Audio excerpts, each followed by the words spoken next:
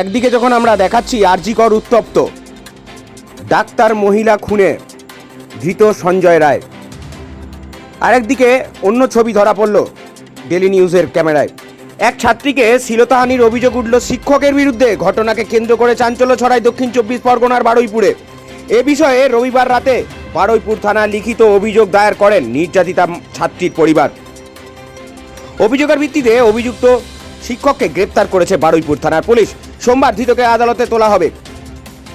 Baruipur master পাড়ার গোটা ঘটনা তদন্ত শুরু করেছে বারুইপুর থানার পুলিশ ও স্থানীয় সূত্রের খবর, সুভাষিস ব্যানার্জি নামে ওই শিক্ষকের কাছে প্রাইভেট টিউশনি পড়তেন দ্বাদশ শ্রেণীর ওই ছাত্রী। অভিযোগ, শনিবার সেখানে পড়তে গেলে অভিযুক্ত শিক্ষক ওই ছাত্রীর সাথে অশালীন ব্যবহার করেন। এরপর বাড়ি ফিরে এসে ওই ছাত্রী সমস্ত ঘটনা পরিবারের সদস্যদের জানালে পরিবার সদস্যরা এ বিষয়ে রবিবার থানায় অভিযোগ দায়ের করেন। অভিযুক্ত শিক্ষকের বিরুদ্ধে এর আগেও এ ধরনের অভিযোগ রয়েছে বারুইপুরে। একটি বেসরকারি স্কুলের শিক্ষক ছিলেন অভিযুক্ত এই সুভাষিস, সেখান থেকেও তাকে তাড়িয়ে দেওয়া হয়েছিল এই ধরনের ঘটনা ঘটানোর অভিযোগে। বর্তমানে ওই ছাত্রীর পরিবার চাইছে অভিযুক্ত শিক্ষকের কঠোর শাস্তি হোক।